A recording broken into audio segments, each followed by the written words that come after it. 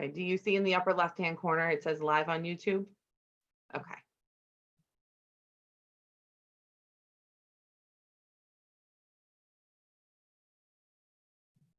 Emily, I'm gonna text you. Okay. I'm gonna text you when there's enough participants watching. That's to kind of give the go-ahead to start.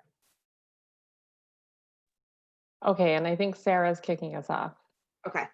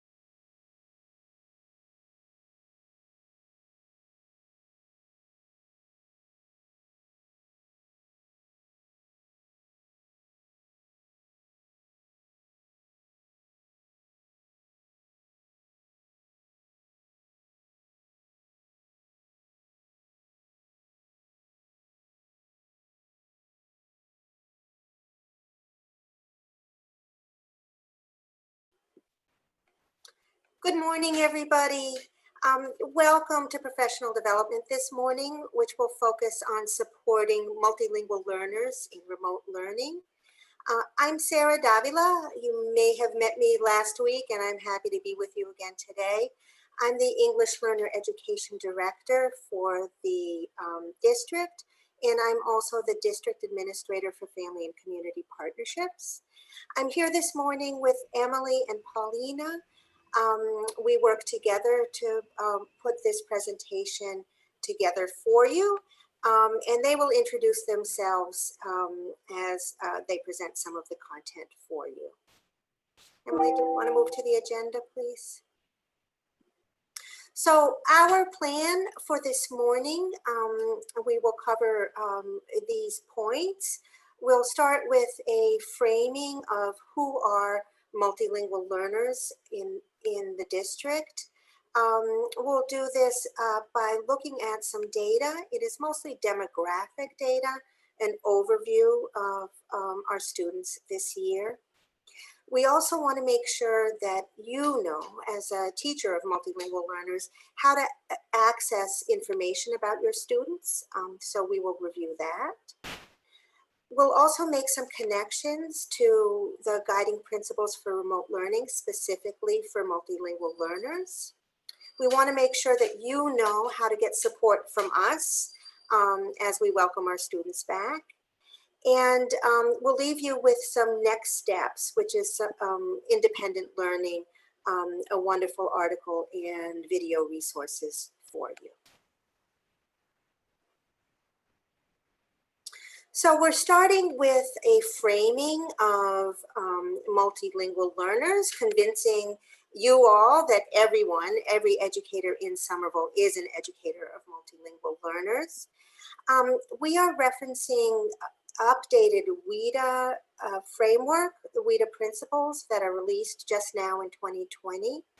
And I'm just going to read this definition from WIDA. There's a link there that you can also refer to.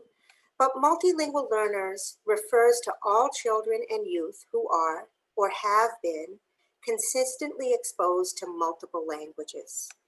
It includes students known as English language learners, ELLs, or dual language learners, DLLs. In addition, heritage language learners and students who speak varieties of English or indigenous languages. We believe that this is a much more inclusive term. And when you look at our demographics, I think you'll see why it is so relevant for us. So also connected to the newly released WIDA standards for 2020 are some big ideas. And we feel that these big ideas truly express our values as a department and as a district. And these four big ideas are equity for multilingual learners, and for that, for us, that's equity and access, meaningful access to the curriculum for multilingual learners. There's another big idea around teaching language and content together in an integrated approach, as well as the third big idea, which is a functional approach to language. And what this means or reminds us is that language changes in context. And we are aware of how language is different across the curriculum, and we try to make that visible and understandable to our students.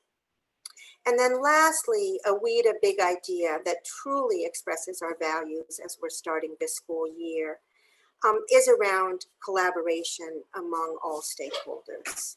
And for you, for us, that means collaboration with colleagues. It means collaboration with our students. And certainly it means collaboration with the families of our students. Our focus areas as a department this year, as a multilingual learner department, is around knowing our learners. Schooling has been disrupted, and we're welcoming our students back in the remote learning space. We know foundationally, it's around building relationships in order to know our students. Knowing our learners also is dependent on culturally responsive communication with families, as well as a focus area for our professional development this year, which is assessment for learning. And this is meaningful, authentic assessment in the process of learning, formative assessment to help us understand what our students need in instruction. So this slide is a beginning of a series of slides that will hopefully give you a profile of who our students are and how multilingual learners are represented in our student population. So this chart is meant for you to understand the proportions of our students within that profile. So the top bar is all of our students. Today or yesterday in Aspen, we had 4,771 students altogether. And traditionally, for many years, all of our students can be divided into about two halves. First language English, students who grew up speaking English in the home, and first language not English, or FLNE is what it's known as by the state, about half and half. We believe that multilingual learner represents, is a good term to represent this group of students. It has been about half and half in our population for many, many years. Right now, we're about 48% multilingual learner, 52% first language English. And that may change during the school year. But we want you to focus a little bit on the green box there to understand who are our multilingual learners. And that can be further divided into two portions. Among them are English learners, those students who are identified as needing supports, needing ESL instruction in order to develop their academic English and in order for them to access the standards and the curriculum.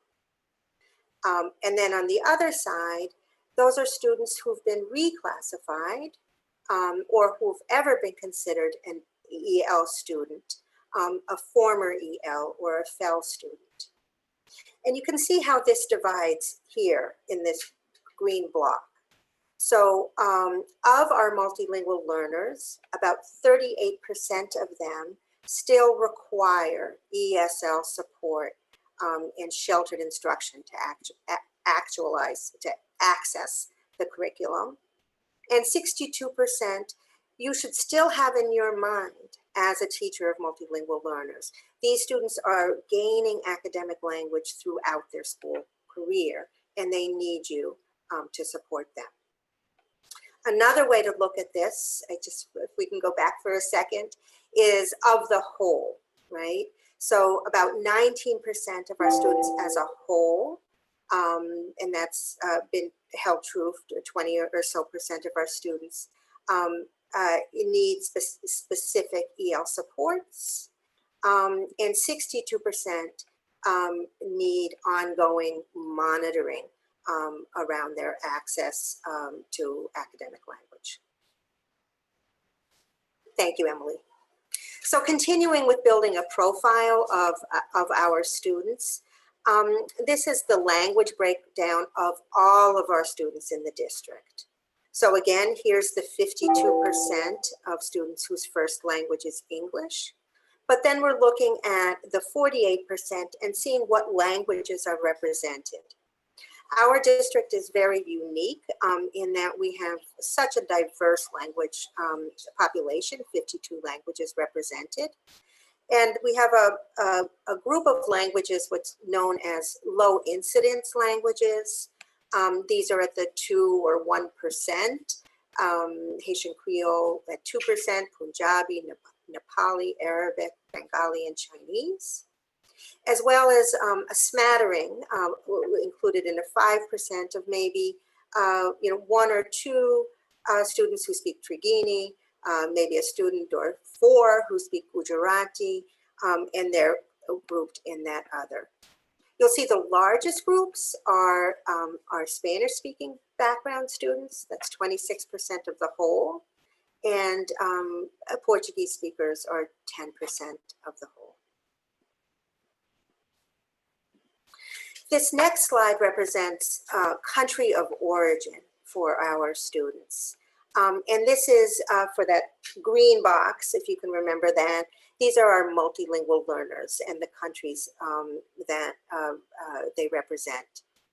And you may or may not be surprised by this, but this holds true in the data, national data as well, that the big majority of our multilingual learners in the United States and in Somerville, in Massachusetts, are born here in the United States. So for us, 72% of our multilingual learners are born here in the United States, big majority.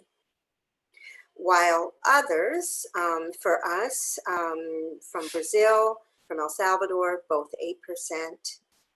And then we have representation from Haiti, from Nepal, Honduras, Guatemala, and then 7% from other countries. Altogether, 57, I believe, countries are represented in our schools. This slide shows where multilingual learners are located, and actually I believe this slide represents English learners in particular, those students that still do need ESL instructional support. And you'll see the biggest number, these are numbers, 255 are at the east. Next, Somerville High School is 179, followed by Argenciano and Winter Hill, and the ELE, where we're developing an SEI program. These variation in numbers really is dependent on our programs, where we have our programs placed. So this represents where our programs are throughout the district. So there's a description of our programs coming up, I believe. Oh, this is another way of looking at the programmatic proportion. And you'll see the largest group at 31%, 273 students, are in our self-contained newcomer classrooms. And I will explain what the other categories are right here. So focusing in, I think the best way to understand this is looking at the second column. We're looking at WIDA levels. WIDA levels refers to the English language proficiency level of students. And this is a scale from 1 to 5. So you'll understand that students at level 1 and 2 are beginners, are newcomers to the English language. And they would be in our SEI 1 program, that's what we call it here in Somerville. These are self-contained classes. These students receive a double block of ESL every day, and their teachers provide them with content-based ESL throughout the day. The next 2 rows represent classrooms where multilingual learners are integrated with general education or special education students. And the difference between an integrated class or a classroom that's serviced by what we call SEI 3 in Somerville really depends on the difference between the number of English learners that are represented in that class. So in many integrated classes, we have pretty much a half and half. In an SEI serviced class, 3 service class, there may be fewer English learners in that class. But in any case, students receive ESL instruction every day. That's practice in listening, speaking, reading, and writing every day around academic language. In an integrated class, that instruction may be provided by the classroom teacher, enhanced by an ESL teacher who's pushing in. Most often in an SEI 3 class, the ESL teacher provides that language support in a push-in model. We also in Somerville have our UNIDOS program. This is a 2-way program for students who are learning English and students who are learning Spanish, so it is integrated for levels 1 through 5. And at the high school, we have a sequence of ESL courses, starting at the lower levels. It's double blocks of ESL. We have literacy classes as well. And as students progress in proficiency, that turns to 1 block per ESL of ESL instruction per day. But they also might continue to take an academic literacy course in addition to their English language arts course. Hi, everyone. I'm Emily Blitz. I work at Somerville High School. I'm the department chair for multilingual learner education, formerly English learner education. And we've just had a chance to look at some of the data from the district about our multilingual learners as a whole. And now I want to give you a little bit of information about how you can find information about the students in your classrooms or on your caseload or rosters. And we've determined that the best and simplest way to get this information is by going into Student Insights. So if you log into Student Insights, you should see the list of names of the students who are in your class or on your rosters or on your caseloads. And if you click on any student's name, you'll get to what's kind of like their homepage, and you'll see a picture of the student and their name. And then if you look below and to the right of the student's picture, you can see a little bit more information about the language development history of your student. So here are some key phrases that you might want to look for. The first one is English learner, and that's followed by a level.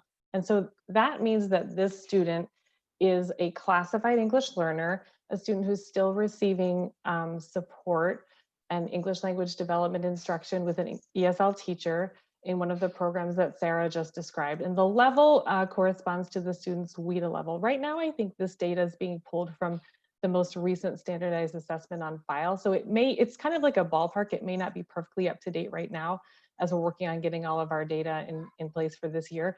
But if you see that for any of the students in your classes, it's a great idea to check in with their ESL teacher or ESL specialist at your school to get a sense of the student and what their support needs might be for this year.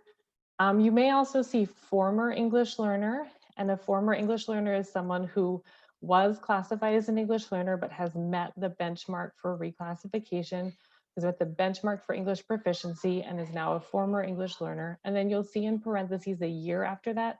The year is really important to pay attention to, because if it's a really recent year, that's a student who is very recently receiving English language development services with an ESL teacher and is now kind of transitioning out. And so it's a good idea to be closely monitoring and paying attention to that student's needs as well. And then finally, you may see fluent English for a number of students. And if you see fluent English, it's also a good idea to check the home language, which is right to the left. And you may see that a student's home language is English and they're a fluent English speaker. And you may see that the home language is listed as a language other than English, but that student entered our program in our public schools as a fluent English speaker. But that'll just give you a bigger picture of a student's language learning history and needs. There's a lot more information also available on Aspen, some assessment data and other demographic information that you might want to see. I'm happy to walk anyone through it. It's quick and easy to find it on Student Insights, but I'm also happy to work with anyone who wants to look into Aspen as well. And please feel free to reach out to me anytime for support with that. I'm now going to turn it over to Paulina, who will talk a little bit more about considerations for remote learning for our multilingual learners. Hi, everyone. My name is Paulina Metropolis. I'm in the District Multilingual Learner Education Department as an ELL program specialist. Here we wanted to make some connections with the guiding principles for remote learning to our multilingual learners. This slide should look familiar to all our educators. It was presented by Alicia and Jack last week as our district guiding principles. Here we went ahead and took a multilingual learner lens. You can see it outlined here in purple. So I'm going to just walk us through some of these connections we've made. When we're thinking about community and connection, what this means for a multilingual learner lens is having a culturally and responsive approach to communicating with our families that come from multiple backgrounds. In having clear communication and purpose. This is really connected to instruction So having clear content and language objectives so students really know what the targets for the lesson are. Another guiding principle, high interest and relevant curriculum and instruction. So really looking at what multicultural texts, what multilingual texts are available to students. This includes videos, images, having content material that is representative of our students. Another principle, easy access, removing obstacles and giving students choice. This is for educators in using sheltered practices, which means using strategies that make the content more comprehensible, such as visual strategies, interactive, and different graphic supports. And then finally, getting students what they need. This goes back to some of the data that we have students at various levels. So making the language visible to them and providing targeted supports depending on their language proficiency level. Here, we are happy to share some of the supports and resources from our district office. Starting next week, we have office hours, Wednesday and Friday, 1 to 2. That is a link there. You can sign in. We're happy to welcome anyone to join us. Come say hi, come ask us a question. So 1 to 2, Wednesdays and Fridays. And we also designed a Google Classroom that we welcome anyone to join, all educators. It's a resources for educators of multilingual learners. And right there you have the Google Classroom code. So please go ahead and join. In our Google Classroom right now, we've designed different folders and we've curated content and have filtered them into the folders. We've also added some questions in there to make the platform a little more collaborative so we can share resources with each other. And then our contact information is right there to reach out to us at any time. And then finally, here are our next steps. So one of the resources we wanted to select and really highlight to wrap up our presentation is a resource from Colorín Colorado. Most of you have probably heard of this organization, and this resource is called 8 Strategies for Building Relationships with ELs. As Sarah mentioned in the beginning, our focus area for the year is getting to know your learners. And one of the main strategies is building relationships right from the start. So this is a great article that highlights 8 key strategies and ways you can get to know your learners. So kind of going through some of them, starting from the top, getting to know your students' names, how to pronounce them, where are they from. It's a great beginning of year activity. Where does your name come from? Getting to know students' interests and their likes. Welcoming students' languages and cultures into the classroom. So thinking of ways to make that visible. Welcoming student celebrations and family traditions. Interacting with students individually or in small groups. Giving students a chance to plan their learning, providing opportunities for students to tell their stories, and embedding social emotional learning across the curriculum. So these are all great strategies to get to know your students, their families, their backgrounds, what they're interested in. And in this article, so please go ahead, browse the article, maybe look into 1 or 2 strategies that you want to read more about. And each strategy actually has a video. So we'd love to encourage you to go ahead, read those sections and watch videos that you're interested in going a little deeper into that area. And with that, we like to say thank you so much for joining us. And we hope you have a wonderful rest of the week. And Karen has a couple of announcements. Great. Good morning, everyone. Thank you so much to Sarah and Emily and Paulina for sharing your presentation with us this morning. And thank you for everyone that's watching for joining. So I just wanted to talk very quickly about the rest of the morning and what that's going to look like. So the supporting special education students presentations have been pre-recorded. You will notice on the schedule that there are 3 links in different grade bands. There's one for pre-K and kindergarten. There's a second video and presentation for grades 1 through 6, and then a third presentation for grades 7 through 12. So choose the one that's appropriate for you. Also, if you want to watch more than one, that's okay. But you have the choice to either view it right now because you have the time built into the schedule, or because these are pre-recorded, you can view them asynchronously at a time that works for you. Just a really quick important reminder. So to watch the video that's pre-recorded, you need to be logged into your K-12 Google account, because 2 of those links are just through the Google Drive. So make sure you're logged into your K-12 Google account in order to view those. So we encourage you to use this time the rest of the morning to view those presentations, to explore resources that both were offered in this presentation and the ones that you'll see from special education. We wanted to do this to provide you with some time for screen breaks, to be able to kind of use your schedule the way that you need to. And I just wanted to remind you that there will be time to apply what you learn in this presentation and as well as in the special ed presentation next week, because there'll be office hours like Paulina was talking about that you can drop into if you have any questions. So again, I want to thank the presenters this morning. I also want to give a huge thank you to the special education presenters who are all educators. Thank you so much for making those videos to share with your colleagues. And I hope that everyone has a wonderful rest of the morning. If you have any questions, don't hesitate to reach out to me. Thanks, everyone. I hope you're all doing well. Bye-bye.